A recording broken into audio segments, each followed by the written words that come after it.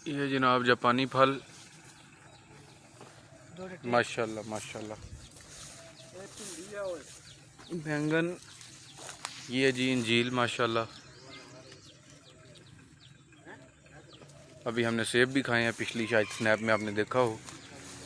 और ये हैं जी आपके बादाम का दरख्त माशाल्लाह। अभी हमने यहाँ से एक उतारा था, शायद सीज़न नहीं है, ये देखिए।